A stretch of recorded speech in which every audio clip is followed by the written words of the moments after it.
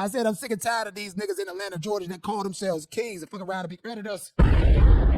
Ooh, Tyler Perry, they dropping bombs on your ass. It's war. I told you.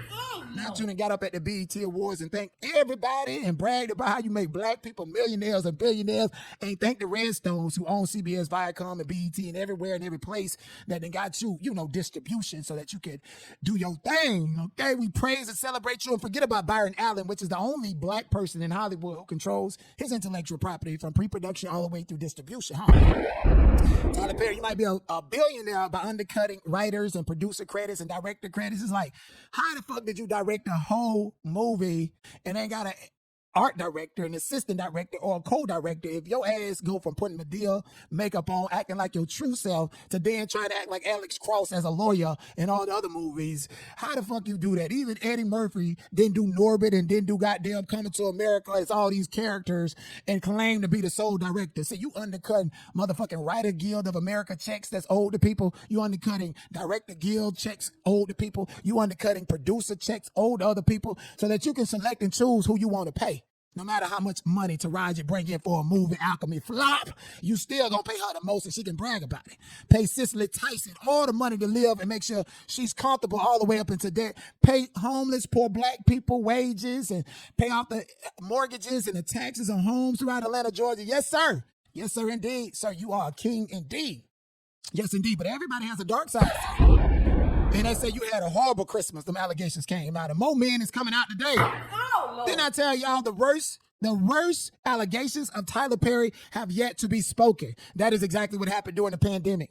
If the Boondocks said he's housing and trapping people at his studio, what the fuck make you think that if he's the only studio in operation during the pandemic, ain't nobody gonna come out and say that he said it was all right, the cross dress for Christ, and introducing BDSM into the black home. Even Oprah was down with that shit, and she ended up selling her network studio to Discovery because Tyler Perry bankrupted her. Tyler Perry. Private jets with weed and cocaine flown on out there during the pandemic. That's beyond the scope of you using the art and the craft of an actor with intimacy coaches to seduce people. And when they didn't like it because it was the pandemic and they needed to quarantine, they can stay on your studio lot and they can't leave for another 10 days, which gives you plenty of time to work your magic. Ooh, I cast a spell on you. Yes, nigga, the worst allegations about Tyler Perry have yet to hit the fan, and I've been trying to tell y'all for a long time, motherfucker. Let me tell you something. Because I sent the link to that lawyer, bitch. I ain't got no allegations. I ain't got nothing to say to you at all. You got enough white people. You done seen all the niggas in Atlanta, Georgia that try to come out against Tyler Perry. What happened to them? You done seen all the black people. Go get them white people. Go get them white people, okay? That audition with Kim Coleman and how the audition led from them getting apart and the intimacy coach calling them, asking them if they okay with Fronto, and you agree to it just for a little couple of seconds, and then they just work their magic, and then next thing you know, the Fronto turns into back, and then the back turns into you into some type of BDSM position, okay? During the pandemic, so if you cool with the BDSM and you cool with frontal showing and you cool with back showing on camera, let me go ahead and hide my criminal behavior and me being a predator in my artwork. No more different than you just shot up and sprayed up Derek Dixon. Oh, okay, he wouldn't let you touch that, okay? Tyler Perry, don't nobody want Madea on top of them, okay? We don't want to see, I still see Madea in this picture. You're a handsome black man, but in Hollywood, everything is about perception now, okay? Alex Cross and all the movies that you did as a straight, it don't pan out. The only time we see you as a straight man and be like, okay, Tyler Perry, we know you was in that goddamn hot ass dresses, Madea, getting down, popping it and twerking it and being yourself. Okay, we can let you go ahead and be Brian the lawyer and Madea at the same time. We know you doing that to try to justify Medea's art. The same way you justify groping Derek and all these men that you won't giving them these characters, and then suddenly they're turning gay later on. We get it all, Tyler Perry. We get it all, okay? We know you really Madea and want to, get on top of white men because that makes you feel powerful because you're in this position as a billionaire and white people should bow down to you. But niggas is fucking the shit out of you because you got a big old wet booty, I heard. So even niggas on the back of dump trunks said that they didn't got them a piece of Tyler Perry, and they say, they in movies. They don't be in the movies, but their characters be in movies. How many movies have we seen of Tyler Perry where the black man work on the back of the dump truck? Because that's his type. Work on the back of the dump truck, and they gotta be bald head and zesty. That's the type he like run a stick off of him. You understand what I'm saying? But Madea, you probably ain't go down for being gay and what you did to all the black people that work on the back of the garbage truck and shit like that in Atlanta. But them white boys that Madea tried to get on top of, all the big time, I don't want the back of the thing. Okay, them white people see you as Medea. They appreciate the artistry, and your fuck ass and turn art into reality and reality into art. Tyler Perry's legal troubles may be just getting started as lawyer hints more accusers come forward. Tyler Perry, long celebrated as one of the most powerful and successful black men in Hollywood, may be entering a very dangerous chapter of his career. The entertainment mogul is now facing 2 separate sexual assault lawsuits, and according to the attorney representing both accusers, this may only be the beginning. There's now 2 of these lawsuits, attorney Jonathan Dushed told the Hollywood Reporter. There may be more coming. The statement alone has raised eyebrows across the country. 2 lawsuits, similar allegations. The first lawsuit was filed in June by Derek Dixon, an actor who appeared on Perry's series The Oval. Dixon accused Perry of groping him and alleging a broader pattern of exploiting young, aspiring male actors who depend on Perry for career opportunities. According to Dixon, Perry uses power and influence to manipulate and assault men who were vulnerable and seeking mentorship. The lawsuit described behavior that allegedly went on for years and paints a picture of systemic abuse rather than an isolated incident. Yes, indeed. Oh my goodness, Tyler Perry, Medea. A second lawsuit was filed on December 26th by Mario Rodriguez, an actor who appeared in Boo, a Medea Halloween. Rodriguez claims Perry assaulted him multiple times over several years at Perry's Los Angeles home. The allegations included unwanted sexual advantages, physical contact, and one incident in which Perry allegedly attempted to unbuckle Rodriguez's pants. The lawsuit also claims Perry gave Rodriguez money on several occasions following those encounters, totaling about $10,000. Perry denies the claims. Okay, Tyler Perry has forcefully denied all allegations, characterizations, and, the allegations remain to be similar. Okay, it ain't nothing to get on the red carpet and take a goddamn picture. It ain't nothing, okay? It ain't nothing, okay? I can go to stars and these movie premieres and get on the red carpet. Been there, done that, okay? Mario has been there, done that. The only credit he managed to get was a credit in Boo 2. And he's extremely handsome. Shit, I managed to get more than him. Staying in the game. And you understand what I'm saying? I ain't get my goodies up to nobody. And by the way, I'm a virgin and an asshole for y'all that want to know. Okay, I'm a virgin in the butthole. So I don't believe in me getting fucked in the ass. Let's be clear about that. And this dude look like he actually has partake in some gay for pay to get fucked in the ass by niggas like Tyler Perry. Let Medea get on top of him while Medea won't trade penis, okay?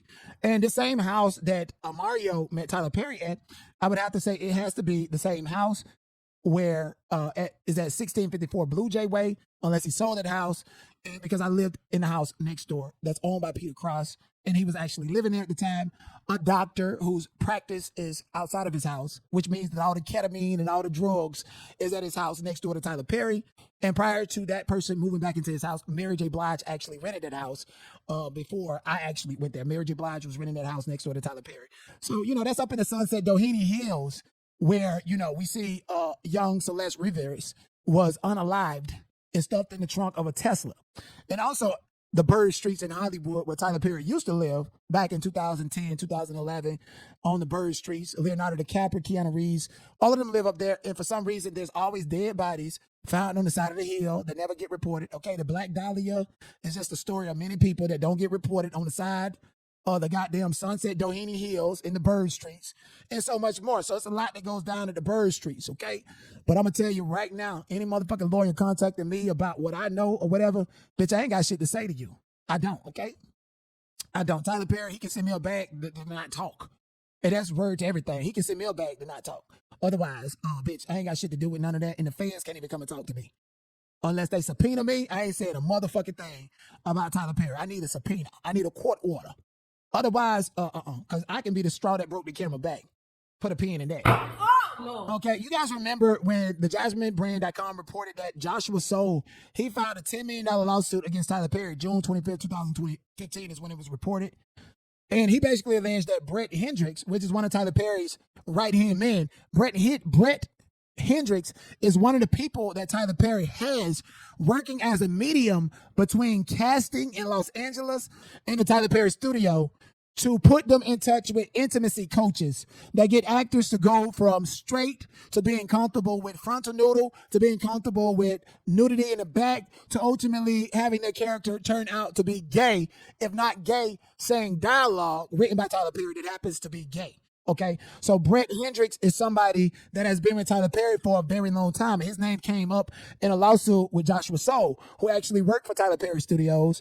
And in working for Tyler Perry Studios, I believe, even though it's been reported differently, and I'm gonna tell you why it's been reported differently, I believe Tyler Perry had some type of interpersonal relationship with Joshua Soule beyond the scope of just employing him. This is the same nigga that was found in the wall inside of Tyler Perry Studios, having a script and saying that he wanted to meet Tyler Perry and, you know, his dreams and his desires and all this other stuff. Tyler Perry, I don't know if he slept with him, if he smashed him, or if he was grooming him, or if he used specifically Brett Hendricks to essentially book break him and groom him so that he can then pass him over to Tyler Perry. Brett Hendricks, Tyler Perry's right-hand man, who also worked with him as an intermediate between casting and intimacy coaches for Tyler Perry during the pandemic.